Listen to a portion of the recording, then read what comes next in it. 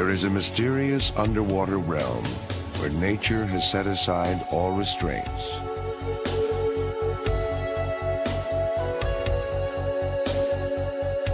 It is a world riddled with labyrinths and chasms.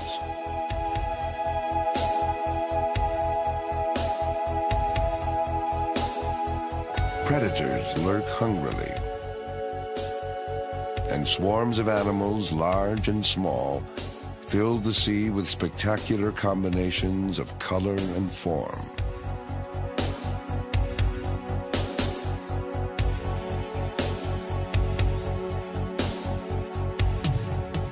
Fish create a shifting, three-dimensional kaleidoscope,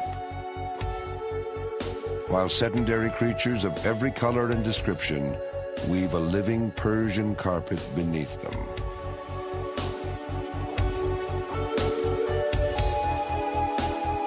Here, even the rocks are alive.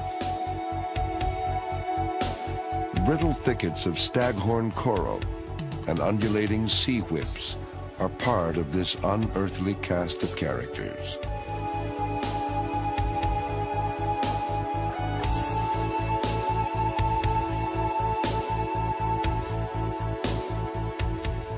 Here, where many animals look like plants, surprises await at every turn. There are female fish that begin their lives as males, and snails that are both male and female at once. There are colors that advertise and colors that conceal. Brilliant colors that seem to exist simply to dazzle the eye.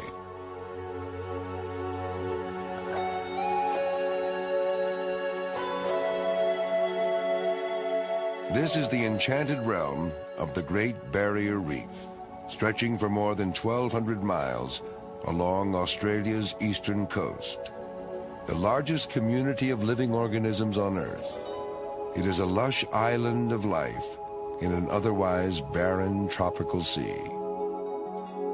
Life here runs on a strict solar clock.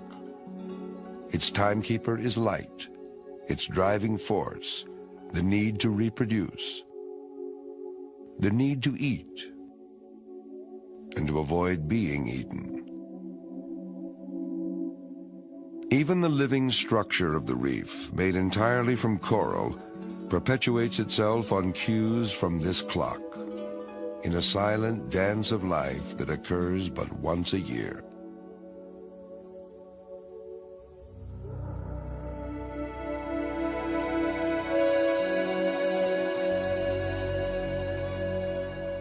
As the first rays of the rising sun filter through the reef, groupers and other hunters of the twilight hours stretch languidly and stop their prowling as they ease into comfortable daytime hiding places.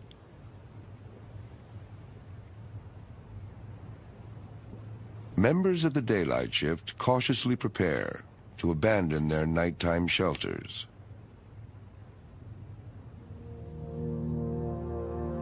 The lingering twilight still offers an advantage to predators, whose tactics work best in dim light. One of these, a lionfish, glides along the reef, as if secure in the knowledge that venomous spines make it an unpleasant target for others. Searching for small fish in shadowy places, it uses fan-like fins to herd unwary quarry into a tight corner. Then, a lightning-fast gulp, and the prey disappears.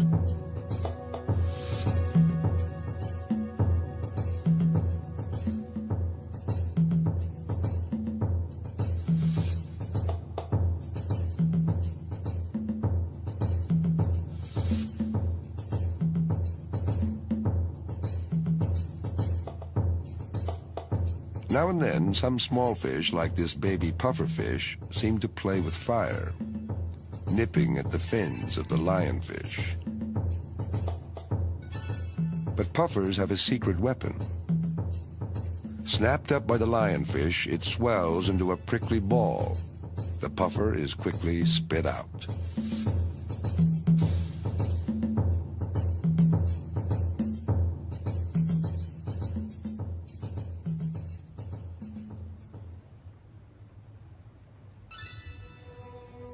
This lionfish won't eat again until dusk.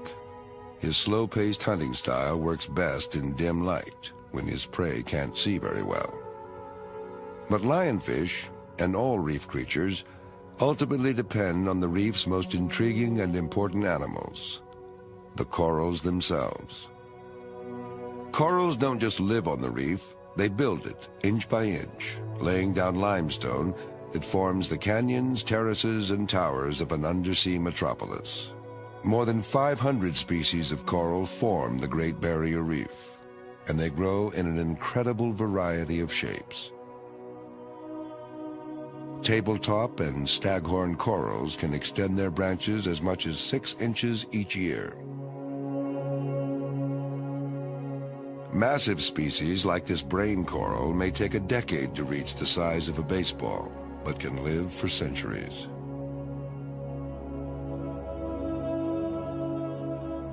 Corals built this enormous three-dimensional labyrinth. Corals are considered animals, but they're not typical animals in any way.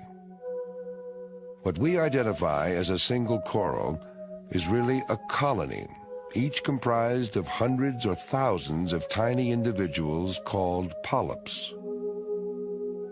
These polyp communities feed at night. Arms outstretched, they catch and strain food from water moving past them.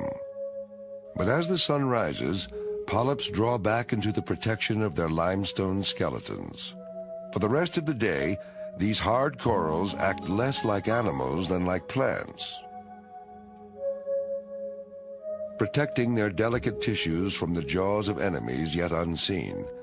They spend the daylight hours capturing solar energy with the help of single-celled algae living in their tissues. The algae also enable their hosts to secrete the limestone that forms the structure of the reef.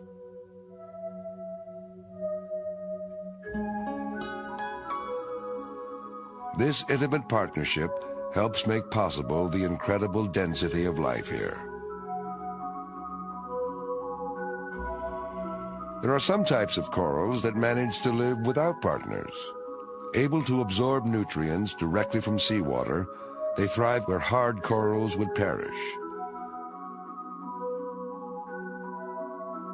Without the help of algae, these corals can't make limestone skeletons, so they don't add to the structure of the reef. Though they look fragile, they are actually tough and leathery.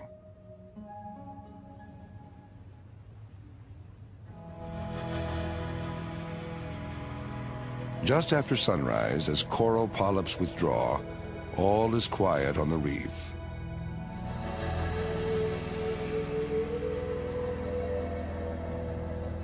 For about 20 minutes, the reef is eerily deserted. The sun rises higher. Then suddenly, the reef swarms with life. Fish pour out of reef caves and crevices to feed through the daylight hours. Their eyes, finely tuned for sharp color vision, see as well or better than our own.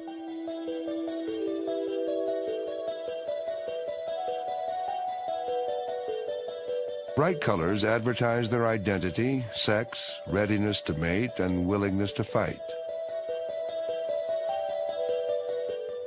There are hundreds of species, each of which has its own way of surviving on the reef.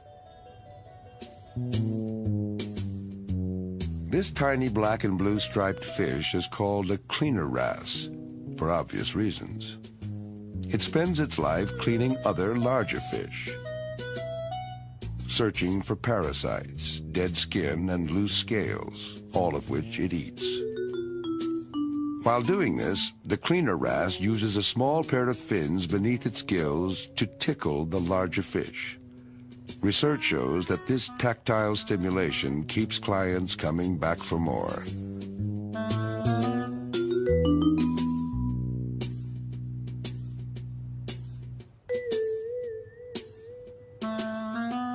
Each cleaner wrasse has its own territory called a cleaning station.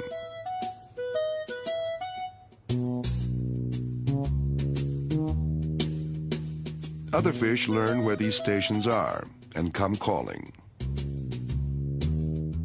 including large predators.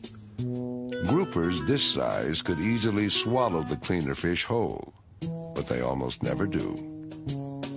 In fact, when they open their mouths, it's usually to invite the wrasse inside.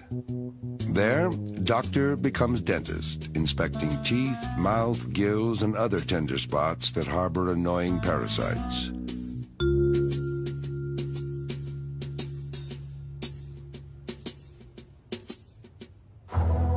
Even ill-tempered moray eels seem eager for the cleaner's attention. Morays are normally reclusive by day, preferring to keep most of their body hidden in a coral tunnel. At night, they hunt by smell and taste. Different species of moray range from a few inches in length to the size of a full-grown cow. Though they rarely attack divers unless provoked, their backward-pointing teeth make escaping from their bite difficult and painful. The morning rush hour is in full swing as fish migrate between resting and feeding areas. These fish are plant eaters, consuming algae that would otherwise carpet the reef surface. Food can be so scarce that this parrotfish tries to feed on the waste of others, recycling food that has been collected but not quite digested. Some fish take time to get acquainted. Others are all business. This feisty damselfish is constantly fighting, mainly to defend its turf in the crowded reef metropolis. Staking out a claim on the reef surface, the damsel chases off all plant eaters. Its territory is soon covered by a thick layer of algae, which shelters the tiny animals on which damsels actually feed. Damsels are quite aggressive for their size, willing to square off against intruders many times larger. They even chase off a full-grown surgeonfish armed with razor-sharp spines to protect the algae farm. The clownfish also fiercely guards its home, which happens to be the body of an animal called a sea anemone. This may be the most famous partnership on the reef. Anemone tentacles are armed with stinging cells that can be deadly to fish. But clownfish know instinctively how to protect themselves. From an early age, they rub against the anemone's body, mixing the host's mucus coat with their own. As a result, the anemone's tentacles treat the clownfish as part of itself, rather than as a separate animal to be stung. It's not only the clownfish that benefit from this association, finding shelter from fish-eating predators. But we now know the anemone gains as well. Like damselfish, these clownfish are willing to take on animals many times their size, and would not hesitate to attack if their host was threatened. But otherwise, clownfish never venture far from their anemone homes. As the sun rises higher, all is calm a few meters beneath the surface. But near the surface, waves batter the reef. The action of the water carves deep channels in the face of the reef. Beyond the breaking waves, the water is shallow and calm. As the tide ebbs, corals are exposed to air. Water rushes past them out to sea.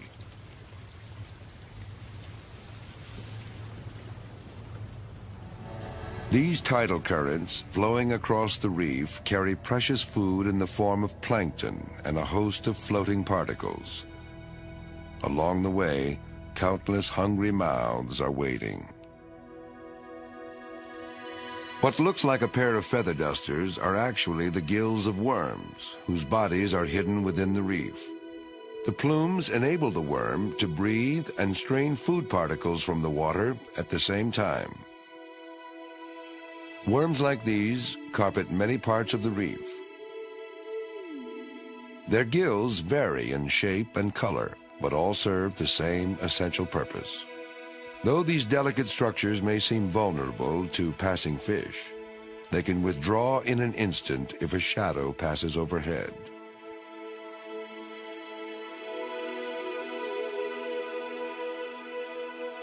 Everywhere on the reef, hungry arms comb through the water and unfurl to form living nets. Sea lilies, whose ancestors shared the earth with dinosaurs, perch in the current to snag their meals. They strain plankton and other food particles from the water with incredible efficiency. More than 80% of the plankton that washes onto a reef never makes it downstream.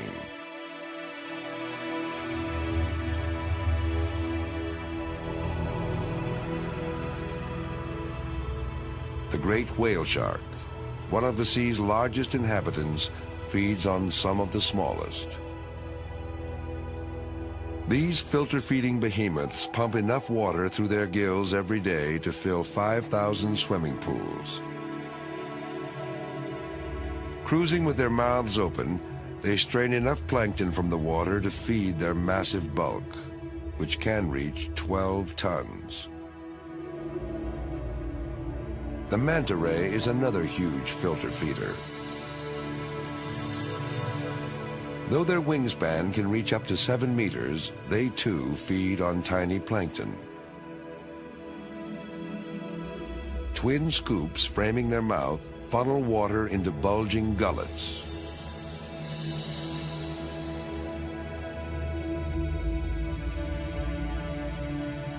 Solitary creatures, they remain on the fringe of the reef, rarely venturing inside.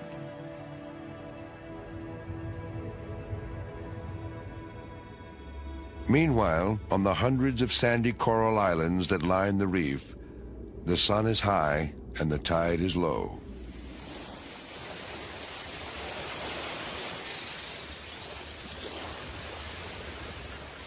Herons and other shorebirds eagerly stalk prey trapped in shallow tidal pools. A midday low tide can mean trouble here, for though hard corals thrive on solar energy when submerged, exposure to drying air and intense tropical sun can be deadly. Too much exposure kills corals, but many can survive brief periods by producing a thick layer of mucus, which later serves as yet another source of food for reef animals. High above the reef, frigate birds and gannets hunt for fish that they scoop from the water or steal from each other. Below wait their hungry chicks. Parents sit on their young, not to keep them warm, but to shelter them from the blazing sun. By hunting at sea and bringing food home, seabirds help fertilize the grasses and shrubs where they nest. Back underwater, midday and low tide, things are quiet on the reef.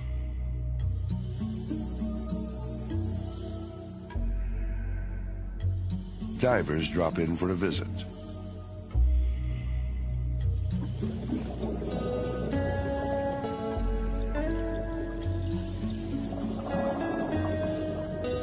Their destination today is a small wreck claimed by the reef over a century ago.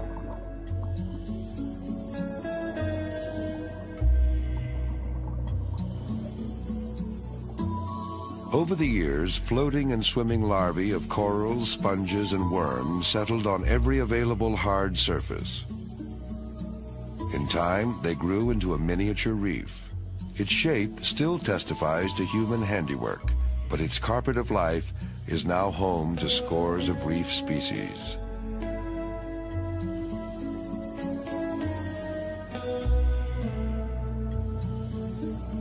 It offers daytime shade to schools of fish and shelter to sea snakes.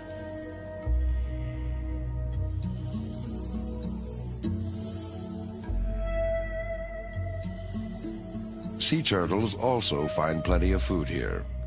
Their powerful jaws make short work of even the toughest shells.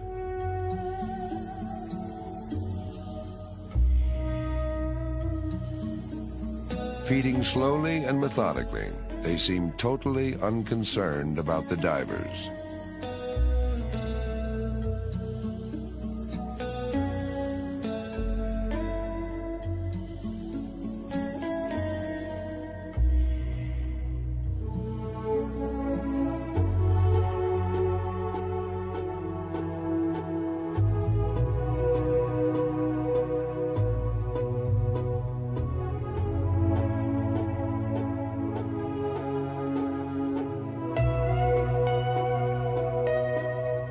In the open water around the wreck, giant rays glide like birds in slow-motion flight.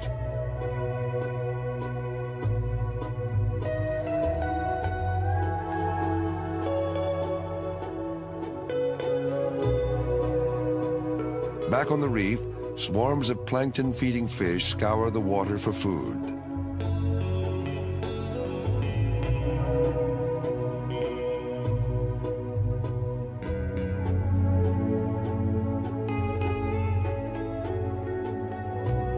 Among the largest daytime fish are parrotfish, which often roam the reef in large schools. Using powerful beaks and jaws, they spend most of the day grazing on what looks like dead coral. They are after the algae that grow on and in this porous limestone. Every day, they process many times their body weight in coral rubble, keeping the reef surface free of excess algae and returning limestone as finely pulverized sand.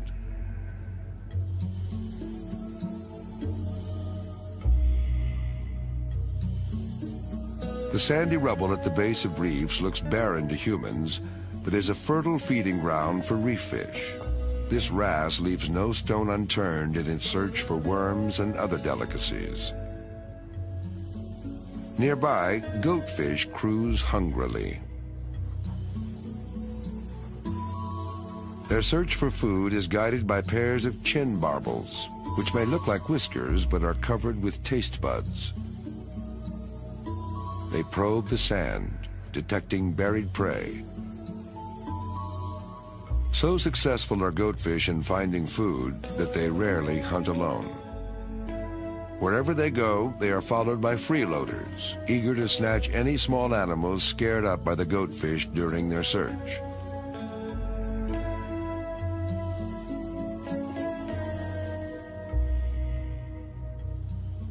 Less discriminating in its tastes, this sea cucumber inches along the bottom, swallowing a steady stream of sand and organic debris.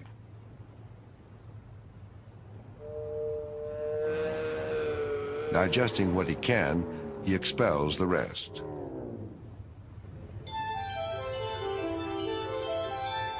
This whirlwind of activity is a school of marine catfish. Finding safety in numbers, they swarm along the sandy bottom in long, tumbling columns.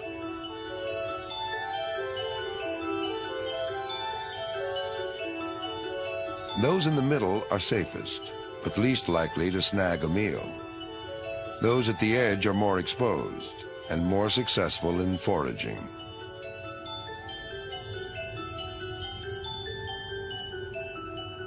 Other species shun crowds.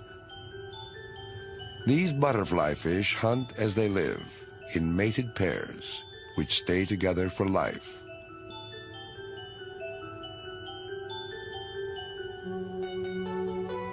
Later in the afternoon, the shyest sand dwellers peer cautiously from their burrows. These are the elusive garden eels. Gathering in communities of up to 300, each digs a private meter-deep burrow with its tail. They use sharp eyesight to pluck food from the current without leaving their burrows.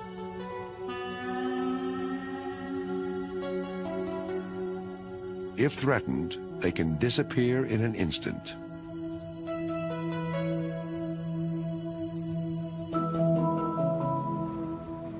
Where coral sand meets rubble lives the reef's true odd couple, the industrious blind shrimp and the watchful goby.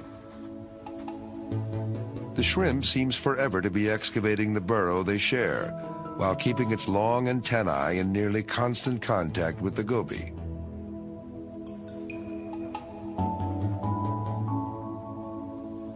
Like a guard dog, the goby eyes the surroundings for enemies, whose presence it signals with a flick of its tail.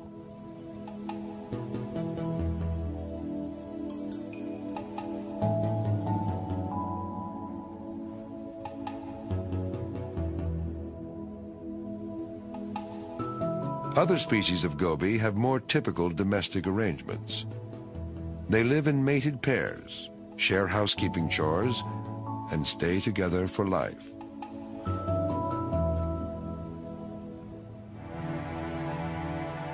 As afternoon fades into early evening, lengthening shadows signal approaching danger for daytime fish.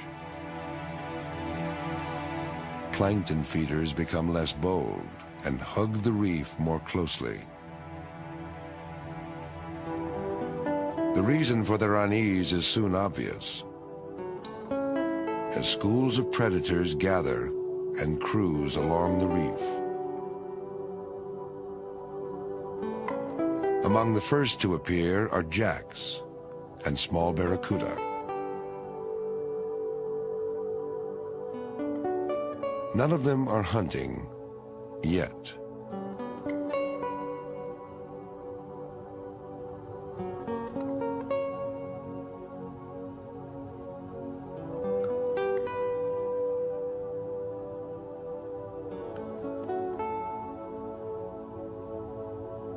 They school tightly, maintaining formation.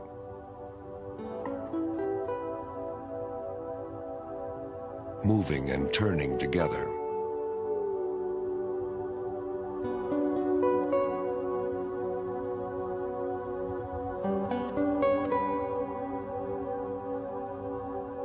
Their prey also stick together. The eyes of many see more than the eyes of a few. This ability to school is due to a remarkable sixth sense located on the sides of their bodies. It enables them to detect and respond to minute vibrations made by the movements of fish nearby. While the maelstrom of flashing bodies confuses adversaries, members of the school can react instantly as one.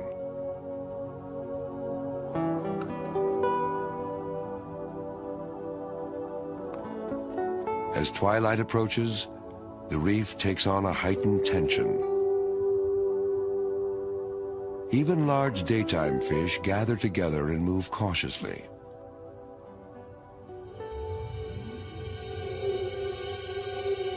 Predators circle, ever bolder, ever closer.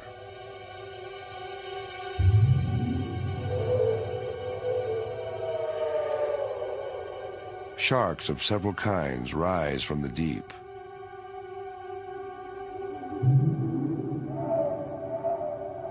While others become more active.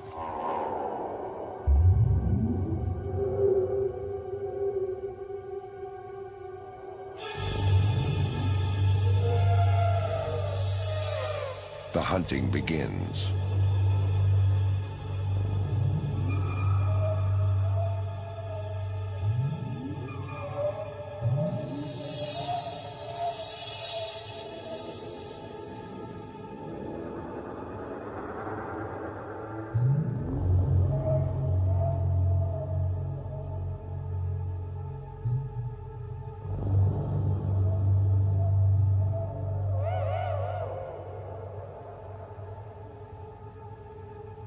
Soon another predator joins the fray. Using their own school to herd prey into corners, jacks dash through the panicked throng.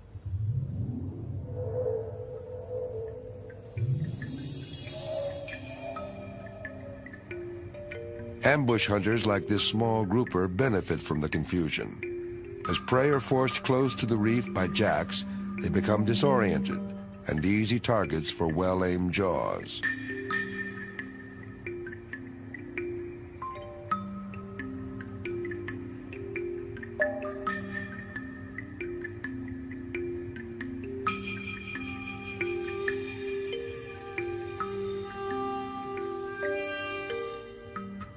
Sensing danger from a distance, the flying gurnard spreads huge wing-like fins, making itself look as large as possible as it swims away.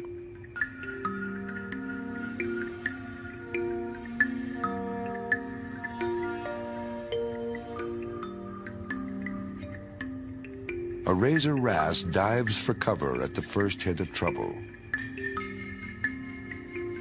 Lacking a true burrow, it knows where sand is soft.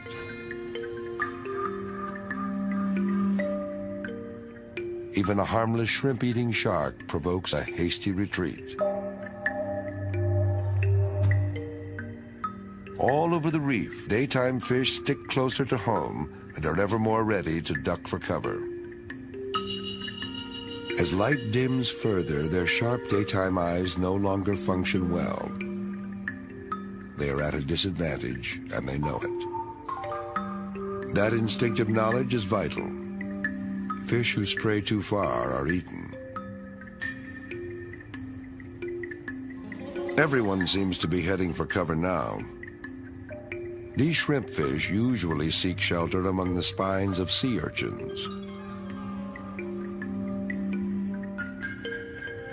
But in a pinch, any vertical structure, like these sea whips, will do.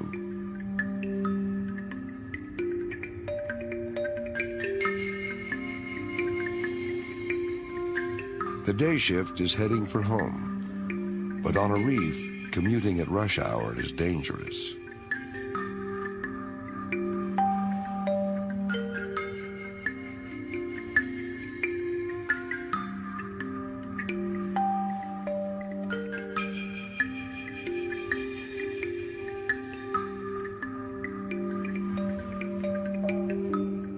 The only law in effect here now is eat or be eaten, as twilight hunters stalk the reef.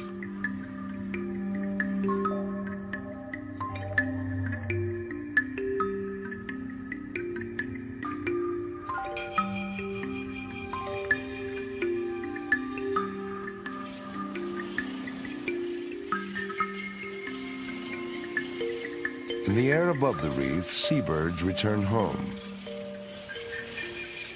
to roost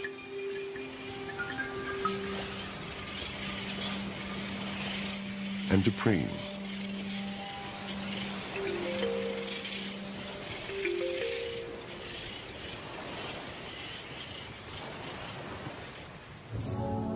While below, despite the dangers, certain species prepare to risk their lives to mate.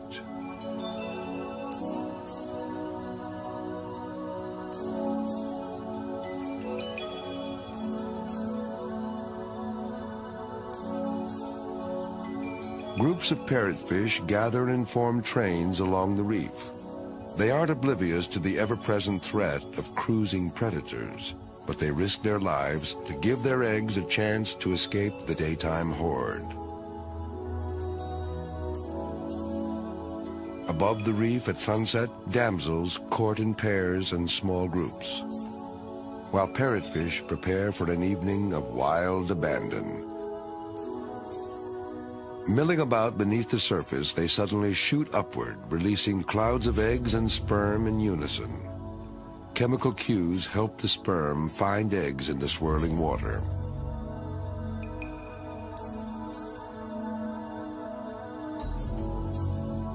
Below, on the reef itself, this clownfish family seems a model of decorum by contrast.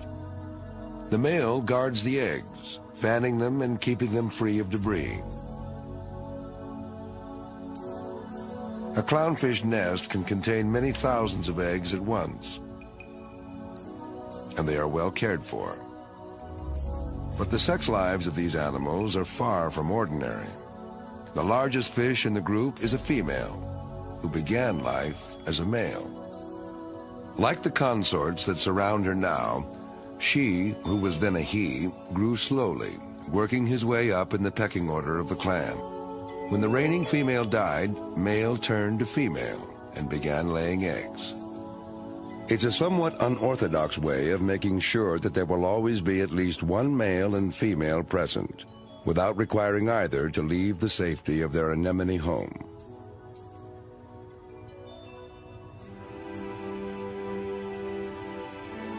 This female cuttlefish is just as fastidious about protecting her eggs.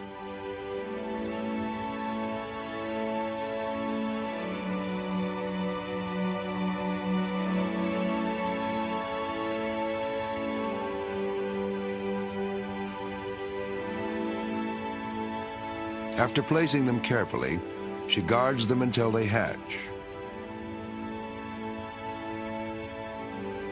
Shortly after, she will die.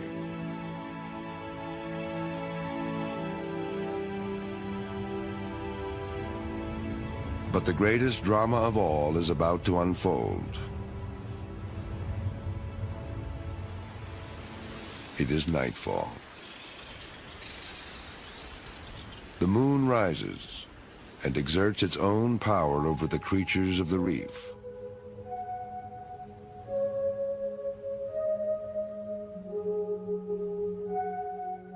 A new crop of plankton fills the dark water, and coral polyps come out of hiding to act as animals and feed on the drifting plankton.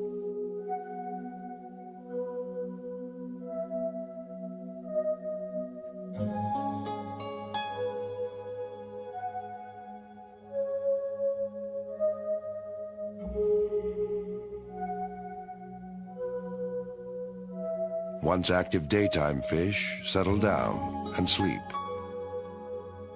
This parrotfish has secreted a mucus cocoon that envelops its body. This fragile shroud may help mask its scent from predators who hunt using smell and taste.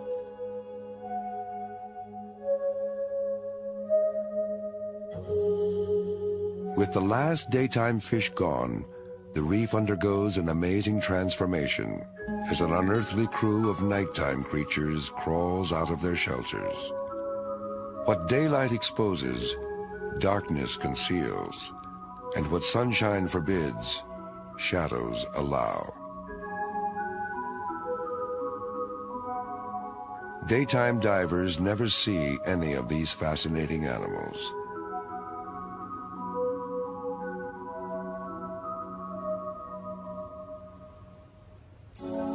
Some creatures, like the octopus, which are shy and secretive in daylight, become bold and adventuresome at night.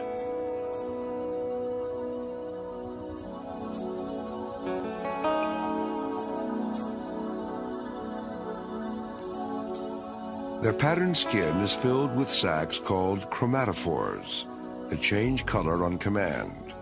They do this for camouflage. A remarkable feat, given that these animals are thought to be completely colorblind.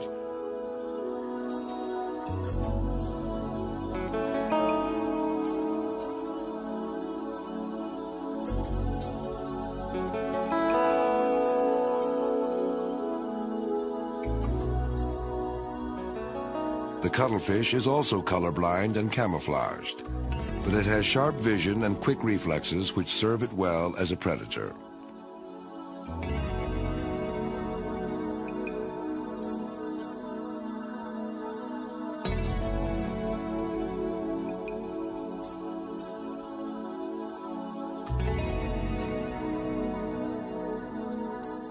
Waves of color wash over its body in the excitement of the hunt.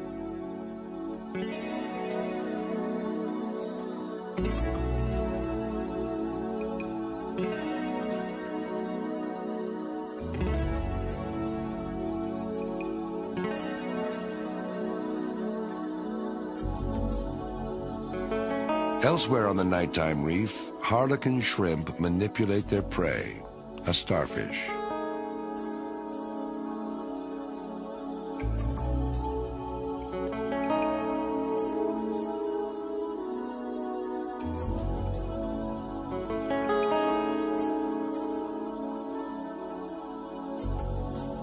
They drag it to their lair, immobilize it by turning it upside down,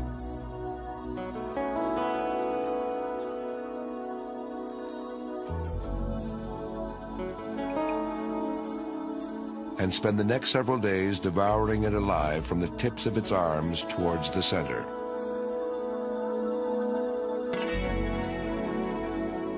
Banded coral shrimp, though active by day, are also out and about at night.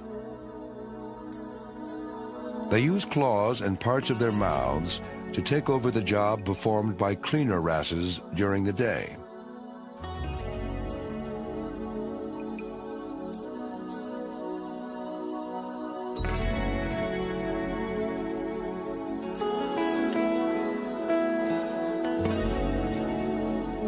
Delicately feeding themselves, they also use their flexible limbs to keep their bodies free of debris.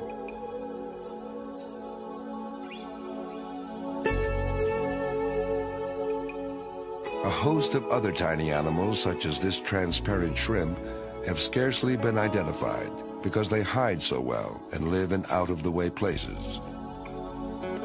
This shrimp and its mate are found only in the gills of the giant sea slug called the Spanish dancer.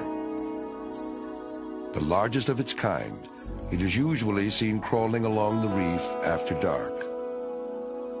But when disturbed, it swirls through the water, flapping the brightly colored mantle that gives it its name.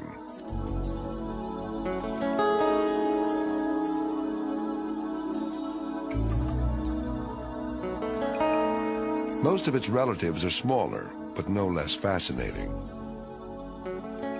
They have dispensed with the protective shell carried by their terrestrial kin, the snails.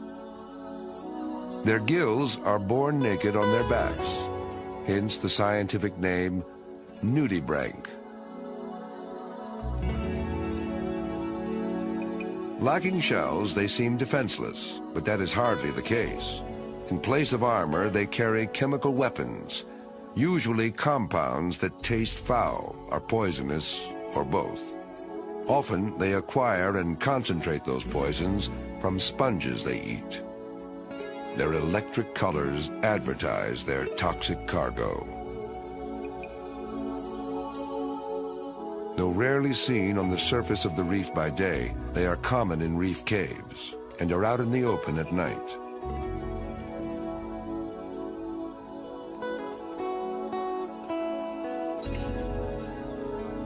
Their diversity of color and form is truly extraordinary. Some of them seem too bizarre to be real.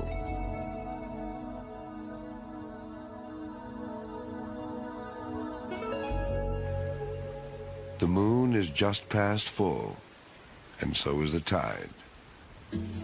In the surf, a female sea turtle appears.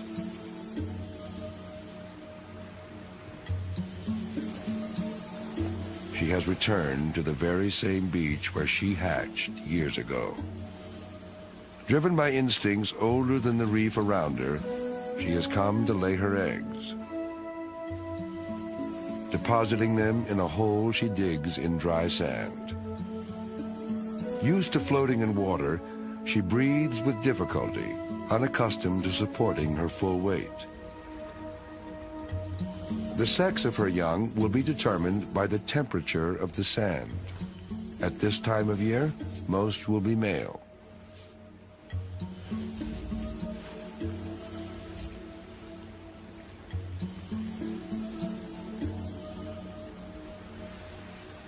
Having hidden her brood, she returns wearily to her watery home.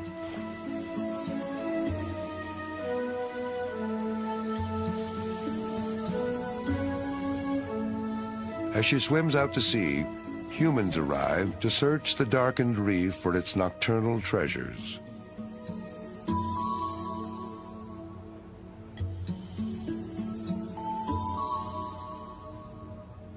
Their lights startle a few night wanderers.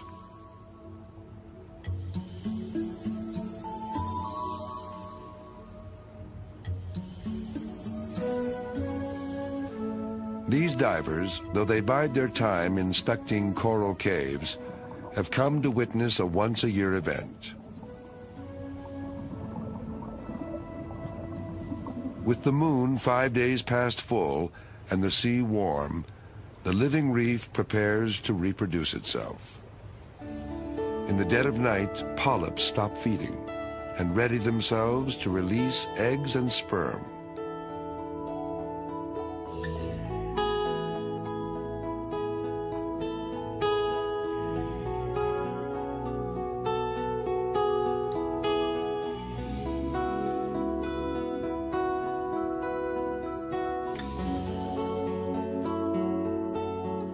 First, one at a time, then in greater and greater numbers.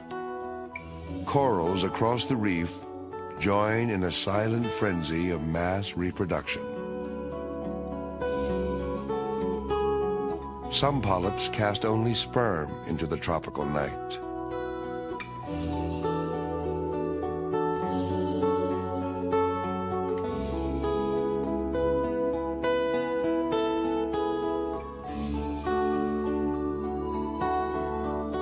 Others produce only eggs.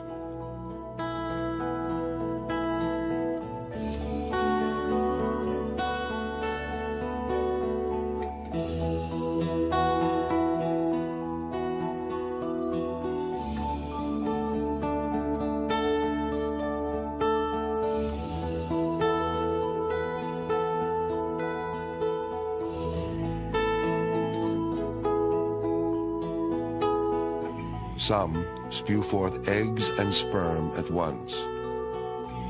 In the water, these fuse to produce larvae that eventually become coral polyps. Some coral species release larvae that have been fertilized inside polyps and are now ready to swim off on their own. However they are produced, the larvae of some species will settle within days and begin new colonies quite close to their parents. Other larvae may swim and drift for months in waves and currents, possibly even founding new reefs far from home. How, when, and why do coral larvae decide to settle? We still don't know. As corals spawn, other animals join in. Sea cucumbers sway in ponderous, slow-motion dances, while nudibranchs play their own game. These animals are both male and female at the same time, and act that way. Each plays female to a mate behind, and male to the one in front. And then, sometimes, they switch positions. All around, the water is filled with coral spawn. Sperm follows scent trails to eggs of their own species. Hidden worms release long sections of their bodies that are filled with their eggs and sperm.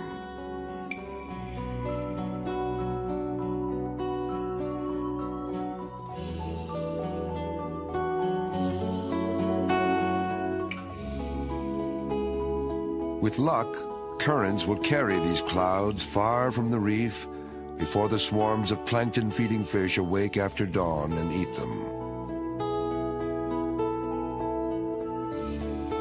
This is how reefs build and expand. This is how new reefs get started. But it is still a struggle to survive.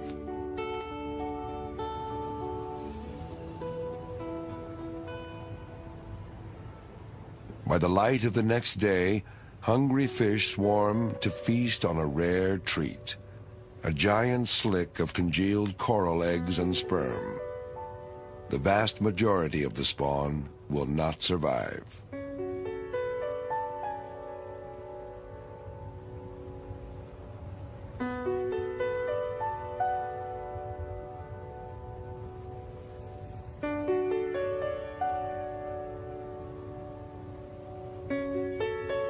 Still, such enormous quantities have been produced that enough survive to perpetuate the life of the reef.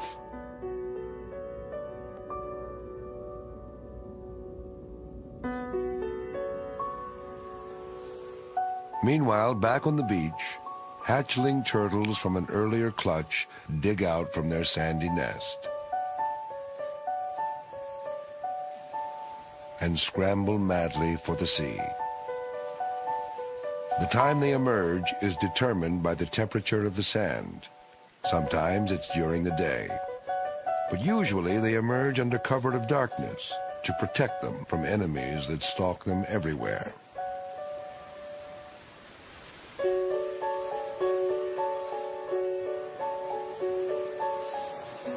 The first moments of their journey are the most perilous, as they run a gauntlet of hungry mouths. Only because of their numbers do any reach the relative safety of the surf.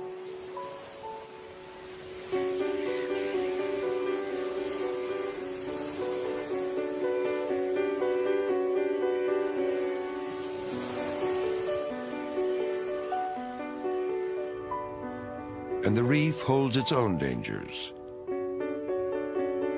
The water's surface by day is no place for young turtles.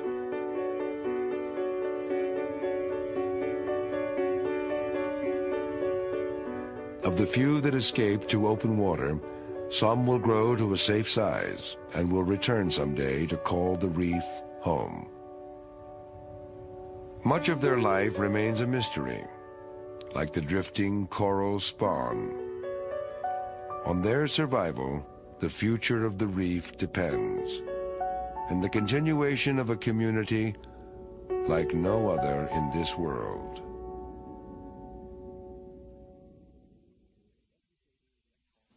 Educators and home viewers can purchase this and many other NOVA programs for $19.95 plus shipping and handling. To order, call 1-800-255-9424.